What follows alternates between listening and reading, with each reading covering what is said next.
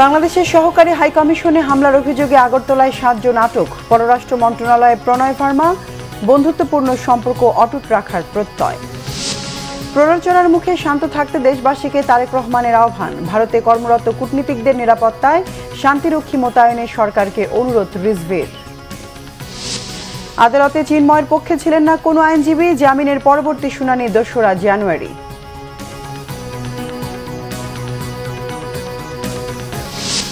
সামরিক চেতনা সমুন্নত রেখে যে কোনো চ্যালেঞ্জ গ্রহণে প্রস্তুত থাকুন, নবীন সেনা কর্মকর্তাদের প্রতি সেনা প্রধানের আহ্বান।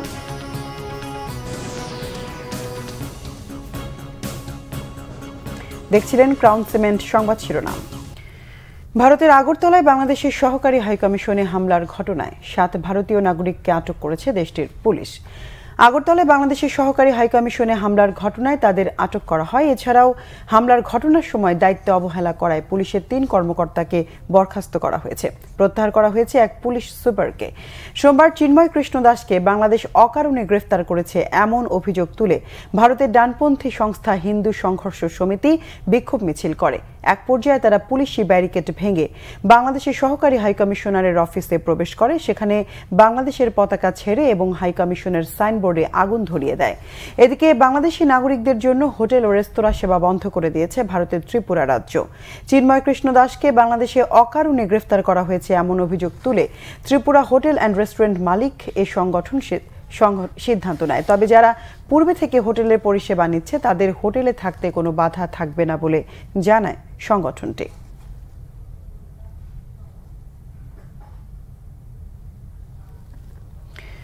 বাংলাদেশে নিযুক্ত ভারতীয় হাইকমিশনার প্রণয় ভার্মাকে তলব করে ত্রিপুরা রাজ্যের রাজধানী আগরতলায় বাংলাদেশের সহকারী হাইকমিশনে হামলার প্রতিবাদ জানিয়েছে পররাষ্ট্র মন্ত্রণালয়।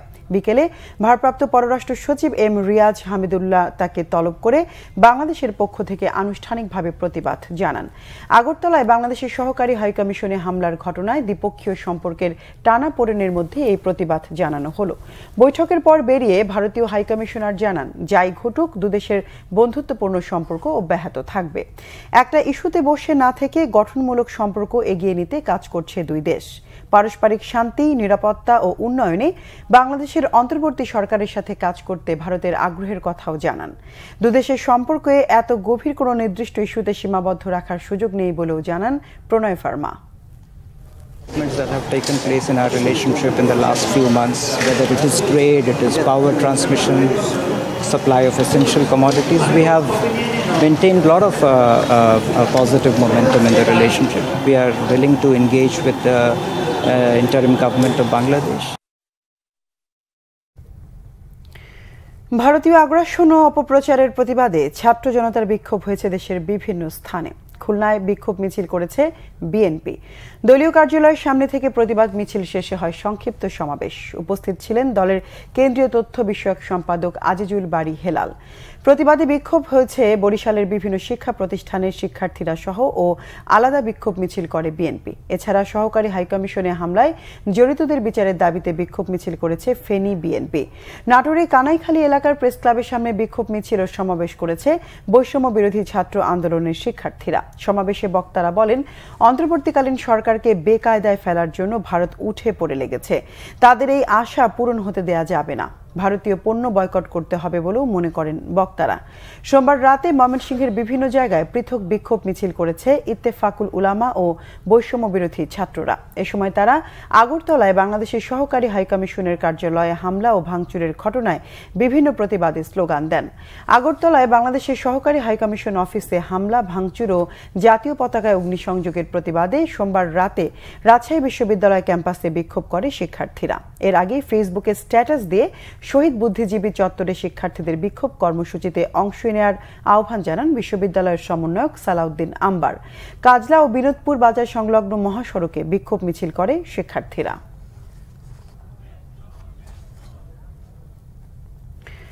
নৌপরিবহন উপদেষ্টা এম শওকত হোসেন বলেছেন, গায়ে পড়ে ঝগড়া করলে বাংলাদেশের মানুষ আর ভারতমুখী হবে না। দুপুরে চাঁদপুর আধুনিক লঞ্চ টার্মিনাল কাজের অগ্রগতি পরিদর্শন শেষে সাংবাদিকদের তিনি একথা বলেন। নৌপরিবহন উপদেষ্টা আরও বলেন, ভারত যা করছে কোনো কারণ নেই এসব করার। এদেশের সব ধর্মের মানুষের ভালোমন্দ সমানভাবে দেখা হচ্ছে। ভারতের গণমাধ্যমের অপপ্রচার বন্ধ করার আহ্বান জানান তিনি। বলেন, দুই দেশ বন্ধুত্ব নিয়ে থাকতে চায়। আধুনিক লঞ্চ টার্মিনাল কাজের অগ্রগতি প্রসঙ্গেও তিনি বলেন, আগে যে অনিয়ম চুরি হয়েছে সেগুলো এখন আর ফিরিয়ে আনা যাবে না। এখন যাতে আর চুরি না হয় সেটাই দেখতে হবে। প্রতিবেশীর সাথে শান্তিতে থাকতে চাই, কিন্তু ওনারা যদি পায়ে পড়ে ঝগড়া করেন তাহলে বাংলাদেশের লোক তো আর কোনোদিন ওই দেশমুখী হবে না, এবং ওই দেশের প্রতি যে আমাদের একটা বন্ধুত্ব সুলভ ইয়ে ছিল, এটা খারাপ করছেন ওনারা। ওনাদের কারণে কোনো কারণ নাই যে এই সমস্ত করার। আমাদের দেশে যারা আছেন অন্য ধর্মাবলম্বী, তারা আমাদের নাগরিক, আমরা তাদের ভালো মন্দ সবাই দেখছি। সরকারের কাজই হলো এটা। এখন বিভিন্ন মিডিয়া এবং বিভিন্ন যদি এই ধরনের প্রচার করতে থাকে, আর যদি কেউ ধমকি দিয়ে দেন মিডিয়াতে বাংলাদেশের নিরাপত্তা হুমকির উপরে, নিরাপত্তার উপরে, যা করছেন তা নিজের দেশে করছেন। দয়া করে এগুলো করবেন না। শেখ হাসিনা দেশ ছেড়ে পালানোর পর বাংলাদেশকে ঘিরে ভারতের উস্কানিমূলক ও রাজনৈতিক বক্তব্য নিয়ে উদ্বেগ প্রকাশ করেছেন বিএনপির ভারপ্রাপ্ত চেয়ারম্যান তারেক রহমান। সামাজিক যোগাযোগ এক্সে দেয়া স্ট্যাটাসে তারেক রহমান বলেন, শেখ হাসিনাকে ক্ষমতা থেকে অপসারণের কারণ এবং তিনি ভারতে আশ্রয় নেওয়ার পর বাংলাদেশে কি ঘটছে এবং কেন বাংলাদেশ ও ভারতের মধ্যে সম্পর্ক গড়ে তোলা জরুরি তা নিরপেক্ষভাবে বোঝা অত্যন্ত গুরুত্বপূর্ণ। বাংলাদেশ অনেক চ্যালেঞ্জের মুখোমুখি। বাংলাদেশ একটি ধর্মীয় সম্প্রীতির ও ভূখণ্ডগত সার্বভৌমত্বের দেশ, যেখানে জাতি, বর্ণ ও ধর্ম নির্বিশেষে প্রতিটি নাগরিকের অধিকার ও স্বাধীনতা সুরক্ষিত থাকবে। দেশবাসী সর্বোচ্চ সংযমের আহ্বান জানিয়ে কারো প্ররোচনায় পা না দেওয়ার অনুরোধ জানান বিএনপির ভারপ্রাপ্ত চেয়ারম্যান। ফ্যাসিস্ট আওয়ামী শাসনামলে যে সকল নেতা ভারতে অবস্থান করছেন তাদের ফিরিয়ে দিয়ে বিচারে সহায়তা করতে ভারতের প্রতি আহ্বান জানিয়েছেন বিএনপির মহাসচিব মির্জা ফখরুল ইসলাম আলমগীর। এক বিবৃতিতে তিনি বলেন, হিন্দু সংঘর্ষ সমিতি নামে সংগঠনের সদস্যরা ভারতের আগরতলার সহকারী হাইকমিশন প্রাঙ্গণে যে আক্রমণ করেছে তা পূর্ব পরিকল্পিত বলে ধারণা করা হয়। এর তীব্র নিন্দা জানান তিনি। বলেন, সহকারী হাইকমিশনারের ভেতরে ঢুকে বাংলাদেশের পতাকা নামিয়ে তাতে আগুন দেয়া ও ভাঙচুর করা জেনেভা কনভেনশনের সুস্পষ্ট বরখেলাপ। ভারত সরকার ও ভারতীয় জনগণের প্রতি অনুরোধ থাকবে, অভ্যন্তরীণ রাজনীতির কৌশল হিসেবে বিদ্বেষ উভয় দেশের সম্পর্কে দীর্ঘস্থায়ী টানাপোড়েন সৃষ্টি করবে।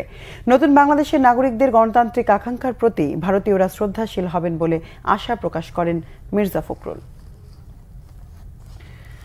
বিএনপি সিনিয়র যুব মহাসচিব রুহুল কবির রিজভী অভিযোগ করেছেন, ভিয়েনা কনভেনশন অনুযায়ী ভারত বাংলাদেশের হাইকমিশনের নিরাপত্তা দিতে ব্যর্থ হয়েছে। ভারতে শান্তিরক্ষী বাহিনী মোতায়েনের জন্য উদ্যোগ নেওয়ারও আহ্বান তার।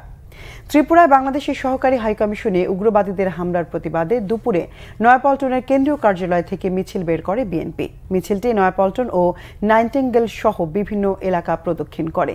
এ সময় বাংলাদেশের উপ হাইকমিশনে হামলার নিন্দা জানিয়ে নানা স্লোগান দেওয়া হয়। এর আগে সংবাদ সম্মেলনে রুহুল কবির রিজভী বলেন, পশ্চাৎপদ চিন্তাধারার লোকজন ভারত শাসন করছে। ছাত্র জনতার আন্দোলন নিয়েও সেখানকার মিডিয়ায় কুৎসা রটাচ্ছে। তাদের সেকেন্ডারি শেখ হাসিনার পতনে বাংলাদেশের বিরুদ্ধে উঠে পড়ে লেগেছে। বাংলাদেশের জনগণ কি চায় তা গুরুত্ব না দিয়ে আগ্রাসনের পথে হাঁটতে চায় ভারত। বিজেপির প্রত্যক্ষ মদতে বাংলাদেশে অস্থিরতা তৈরির চেষ্টা চলছে। ভারতের দিকে না তাকিয়ে নিরাপত্তাহীনতা দেখা দিলে তা সরকারকে জানাতে সংখ্যালঘুদের প্রতি আহ্বান জানান তিনি। কাশ্মীর, মণিপুর, আসামে শান্তিরক্ষী নিয়োগ করে আগে নিজেদের ঘর সামলাতে ভারতকে পরামর্শ দেন বিএনপির এই নেতা। আগরতলায় কূটনৈতিক মিশনের উপর এহেন নজিরবিহীন হামলা Vienna convention on diplomatic relation 1961 এর সুস্পষ্ট লঙ্ঘন। ভারতের আইন শৃঙ্খলা রক্ষাকারী বাহিনী আমাদের হাই কমিশনের নিরাপত্তা দিতে ব্যর্থ হয়েছে। সেখানে বাংলাদেশ মিশনের কর্মকর্তা কর্মচারীরা নিরাপত্তাহীনতায় ভুগছে। এই অবস্থায় বাংলাদেশ সরকারের উচিত হবে জাতিসংঘের শান্তিরক্ষা বাহিনীর সহায়তা চাওয়া। আমরা ভারতের উগ্রবাদী হিন্দুদের বলবো, হাজার হাজার মানুষ হত্যা করে আপনাদের বন্ধু হাসিনা আপনাদের কাছে আশ্রয় পেয়েছে, তাকে নিয়ে সন্তুষ্ট থাকুন। মনে রাখবেন, বাংলাদেশ লাখো প্রাণের বিনিময়ে স্বাধীন হয়েছে, দিল্লির দাসত্ব করতে না। সম্মিলিত সনাতনী জাগরণ মঞ্চের মুখপাত্র চিন্ময় কৃষ্ণ দাসের জামিন আবেদনের শুনানি 1 মাস পেছানো হলো। শুনানি হবে আগামী 2 জানুয়ারি সকালে। চট্টগ্রাম মহানগর দায়রা জজ সাইফুল ইসলামের আদালত এই আদেশ দেন। মহানগর দায়রা জজ আদালতের নাজির নিসার আহমেদ জানান, মঙ্গলবার চিন্ময় কৃষ্ণ দাস ব্রহ্মচারীর জামিন শুনানির দিন ধার্য ছিল। রাষ্ট্রপক্ষের সব আইনজীবী উপস্থিত থাকলেও আসামি পক্ষের কেউ ছিলেন না, তাই আদালত রাষ্ট্রপক্ষের আবেদনের ভিত্তিতে আগামী 2 জানুয়ারি পরবর্তী শুনানির তারিখ ধার্য করেছেন। রাষ্ট্রদ্রোহ মামলার 25 নভেম্বর রাতে ঢাকার শাহজালাল আন্তর্জাতিক বিমানবন্দর থেকে সনাতনী জাগরণ জোটের মুখপাত্র চিন্ময় কৃষ্ণ দাসকে গ্রেফতার করে মিডিয়ার গোয়েন্দা শাখা। পরদিন তাকে চট্টগ্রামের আদালতে হাজির করা হয়। জামিন নামঞ্জুর করে চিন্ময় দাসকে কারাগারে পাঠানোর আদেশ দেন চট্টগ্রামের একটি আদালত। এ সময় চিন্ময় অনুসারীদের সঙ্গে পুলিশের দফায় দফায় সংঘর্ষ হয়। বিক্ষুব্ধ অনুসারীরা পুলিশ, সেনাবাহিনী ও সাংবাদিকদের অন্তত 20টি গাড়ি ভাঙচুর করে। আইনজীবীদের সঙ্গে সংঘর্ষে জড়ায় চিন্ময় অনুসারীরা। সংঘর্ষে মারা যান আইনজীবী সাইফুল ইসলাম আলিফ। সামরিক চেতনাকে সমুন্নত রেখে যে কোনো চ্যালেঞ্জ গ্রহণে সব সময় প্রস্তুত থাকতে নবীন সেনা কর্মকর্তাদের প্রতি আহ্বান জানিয়েছেন সেনাবাহিনী প্রধান জেনারেল ওয়াকারুজ্জামান। সকালে চট্টগ্রামে বাংলাদেশ মিলিটারি একাডেমিতে 87তম বিএমএ দীর্ঘমেয়াদী ও 59তম বিএমএ স্পেশাল কোর্সের অফিসার ক্যাডারদের রাষ্ট্রপতি কুচকাওয়াজ অনুষ্ঠানে আহ্বান জানান তিনি। শুরুতেই নবীন ক্যাডারদের অভিবাদন গ্রহণ করে কুচকাওয়াজ পরিদর্শন করেন তিনি।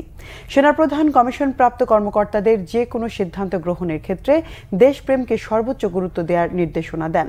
প্রত্যেক সেনা সদস্যের সাহসিকতার সঙ্গে সব পরিস্থিতি মোকাবেলা ও মাতৃভূমির স্বাধীনতা ও সার্বভৌমত্ব রক্ষাই প্রথম এবং প্রধান কাজ বলে উল্লেখ করেন তিনি। তোমাদেরকে যে কোনো ধরনের চ্যালেঞ্জের গ্রহণের জন্য সবসময় প্রস্তুত থাকতে হবে, সামরিক চেতনা মূল্যবোধকে সমুন্নত রাখতে এবং যে কোনো সিদ্ধান্ত গ্রহণের ক্ষেত্রে দেশপ্রেমকে সর্বোচ্চ গুরুত্ব দিতে হবে। তোমাদের সাহসিকতার সাথে সকল পরিস্থিতি মোকাবেলা করতে হবে। তোমরা প্রতিনিয়ত নিজেদের সক্ষমতা এবং পেশাদারিত্ব বৃদ্ধি করতে সচেষ্ট থাকবে। বাংলাদেশ সেনাবাহিনীর মূল মন্ত্র, সমরে আমরা, শান্তিতে আমরা, সর্বত্র আমরা দেশের তরে, এটাতে উজ্জীবিত হয়ে মাতৃভূমির স্বাধীনতা সার্বভৌমত্ব রক্ষাই হবে তোমাদের জীবনের প্রথম এবং প্রধানতম ব্রত। জাতীয় ঐক্যের জন্য সংলাপ করবেন প্রধান উপদেষ্টা অধ্যাপক ডক্টর মোহাম্মদ ইউনূস। কাল বুধবার রাজনৈতিক দল ও বৃহস্পতিবার ইসলামী সংগঠনগুলোর সাথে হবে সংলাপ। সন্ধ্যায় ফরেন সার্ভিস একাডেমিতে ব্রিফিংয়ে তথ্য জানিয়েছেন প্রধান উপদেষ্টার প্রেস সচিব শফিকুল আলম। অপতথ্য ছড়ানোর একটা প্রয়াস আমরা দেখছি এবং এটার অনেকাংশে আমরা দেখছি যে ইন্ডিয়ান মিডিয়া খুব অ্যাগ্রেসিভলি এই কাজগুলো করছে। তো সেইটার জন্য আমাদের আসলে এটা জাতীয়ভাবে ঐক্য তৈরি করে আমাদেরকে বলতে হবে যে তোমরা আসো, দেখো কি হচ্ছে, এবং অ্যাট দ্য সেম টাইম আমাদের জাতীয় ঐক্যটাও ধরে রাখা। আমাদের জাতীয় ঐক্যটা এইখানে খুব জরুরি, কারণ আমাদের দেশকে নিয়ে এক ধরনের মিস ইনফরমেশন ছড়ানো হচ্ছে। আমাদের দেশের ইমেজের একটা প্রশ্ন আছে এখানে।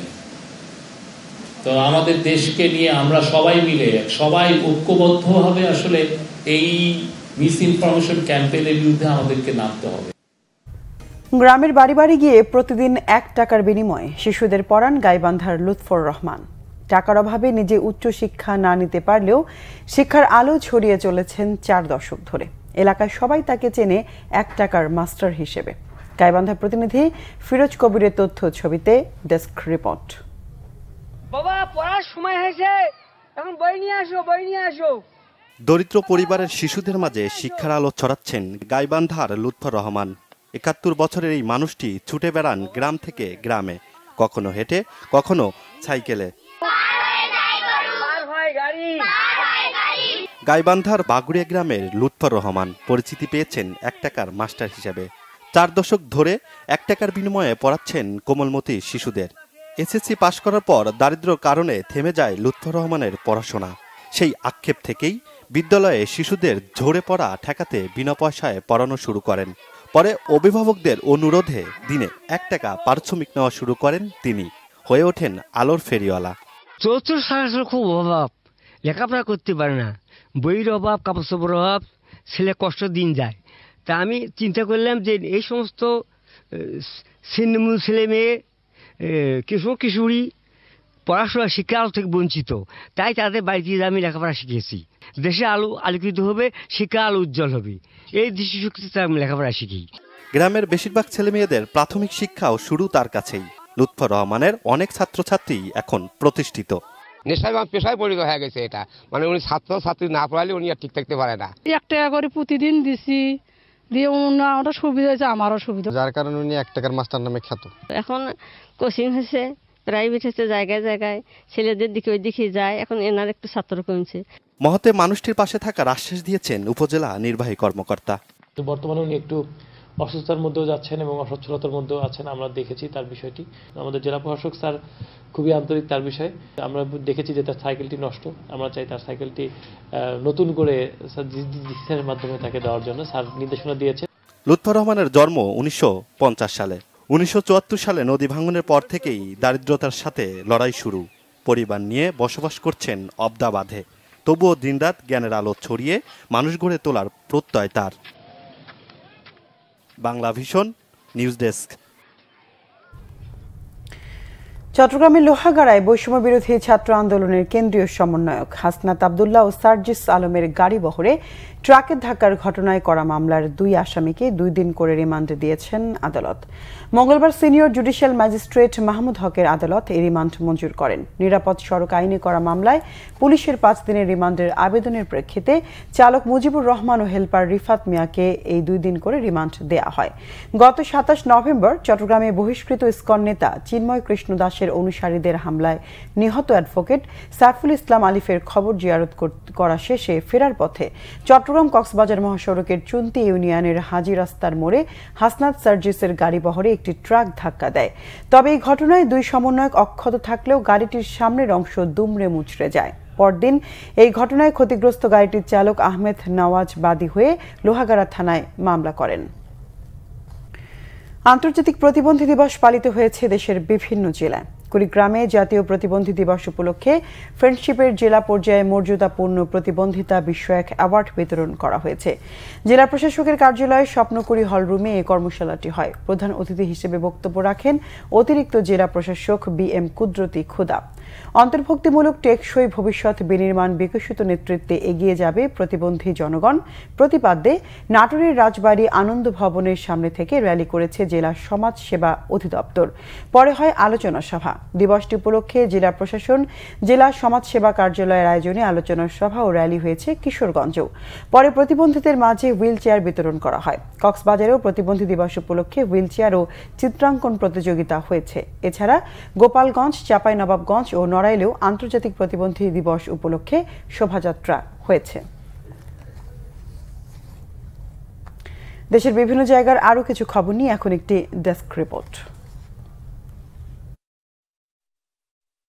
রাষ্ট্র কাঠামো মেরামতের 31 দফা বাস্তবায়নে ছাত্র সমাবেশ করেছে গাইবান্ধার পলাশবাড়ী ছাত্রদল। উপস্থিত ছিলেন কেন্দ্রীয় ছাত্রদলের সহসভাপতি মোহাম্মদ নাজমুল হক সহ অন্যরা। ফ্রি মেডিকেল ক্যাম্প হয়েছে খাগড়াছড়ির পানছড়িতে। শুকনাছড়ি সরকারি প্রাথমিক বিদ্যালয় মাঠে এতে উপস্থিত ছিলেন খাগড়াছড়ির সদর zone commander lieutenant colonel Abul Hasnat Jewel. পৌর মাঠে জনদুর্ভোগ সৃষ্টির প্রতিবাদে মানববন্ধন হয়েছে রাঙ্গামাটিতে। সকালে পৌরসভার সামনে এই কর্মসূচিতে বক্তব্য রাখেন জেলা বিএনপির সাংগঠনিক সম্পাদক মোহাম্মদ সাইফুল ইসলাম শাকিল। প্রান্তিক নারী ও আদিবাসী কৃষকদের কৃষি মেলা হয়েছে ময়মনসিংহে। দুপুরে নগরীর জয়নুল উদ্যানে এতে বক্তব্য রাখেন অতিরিক্ত বিভাগীয় কমিশনার তাহমিনা আক্তার। জেলা প্রশাসকের সাথে প্রবীণদের মত বিনিময় সভা হয়েছে জয়পুরহাটে। এতে উপস্থিত ছিলেন জেলা প্রশাসক আফরোজা আক্তার চৌধুরী। পবিত্র কোরআনের আলো জাতীয় হিফজুল কোরআন প্রতিযোগিতার অডিশন শুরু হয়েছে ফেনীতে। বিকেলে মাদ্রাসাতুন নূর আল ইসলামিয়া মাদ্রাসায় বিচারক ছিলেন হাফেজ মাওলানা কারি হোসাইন আহমদ। প্রতি বছর প্রতিযোগিতাটির আয়োজন করে জনপ্রিয় টিভি চ্যানেল বাংলা ভিশন। আঞ্চলিক কৃষি গবেষণা কেন্দ্রের প্রকল্পের কার্যক্রম চলমান রাখার দাবিতে মিছিল করেছে মেহেরপুর কৃষক দল। সকালে বিএনপির কার্যালয়ের সামনে থেকে মিছিলটি শুরু হয়ে শহরের প্রধান সড়কগুলো প্রদক্ষিণ করে। সংবাদ প্রকাশের জেরে সাংবাদিকদের উপর হামলা, বাসায় গুলি ও নির্যাতনের প্রতিবাদে বিক্ষোভ মিছিল ও মানববন্ধন হয়েছে নারায়ণগঞ্জের রূপগঞ্জে। দুপুরে উপজেলার ভুলতা ফ্লাইওভার এলাকায় এতে অংশ নেন স্থানীয় সাংবাদিকরা। আন্তর্জাতিক নারী নির্যাতন প্রতিরোধ পক্ষ পালিত হয়েছে নড়াইলে। সকালে জেলা প্রশাসন ও জেলা মহিলা অধিদপ্তরের আয়োজনে একটি র্যালি বের করা হয়। ৩ ডিসেম্বর পাকিস্তানি হানাদার মুক্ত দিবস পালন হয়েছে ঠাকুরগাঁয়ে। দিনটি উপলক্ষে নানা কর্মসূচির আয়োজন করে জেলা প্রশাসন। মাঠ দিবস পালিত হয়েছে ঝালকাঠিতে। দুপুরে সদর উপজেলার কীর্তি পাশায় এ সময় কৃষকদের কৃষি বিষয়ে বিভিন্ন পরামর্শ দেয় জেলা কৃষি সম্প্রসারণ অধিদপ্তর। বিচার বিভাগে ব্লক পদ বিলুপ্ত সহ স্বতন্ত্র মন্ত্রণালয় গঠনের দাবিতে মানববন্ধন হয়েছে রংপুরে। সকালে স্থানীয় আদালত চত্বরে এই কর্মসূচি পালন করে বিচার বিভাগীয় কর্মচারী association. Bangla vision news desk. সংবাদ শেষ করব ক্রাউন সিমেন্ট শিরোনামগুলো আরেকবার জানিয়ে। বাংলাদেশের সহকারী হাই কমিশনে হামলা, 7 জন আটক, 3 পুলিশ সাসপেন্ড। পররাষ্ট্র মন্ত্রণালয়ের প্রণয় ভার্মা বন্ধুত্বপূর্ণ সম্পর্ক অটুট রাখার প্রত্যয়। প্ররোচনার মুখে শান্ত থাকতে দেশবাসীকে তারেক রহমানের আহ্বান। ভারতে কর্মরত কূটনীতিকদের নিরাপত্তায় শান্তিরক্ষী মোতায়েনে সরকারকে অনুরোধ রিজভির। আদালতে চিন্ময়ের পক্ষে ছিলেন না কোনো আইনজীবী, জামিনের পরবর্তী শুনানি 2রা জানুয়ারি।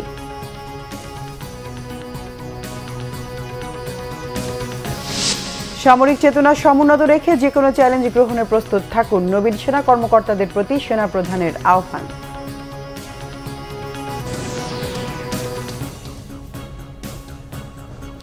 দর্শকে ছিল এখনকার মতো। পরের সংবাদ সন্ধ্যা 7:30টায় দেখার আমন্ত্রণ রইল।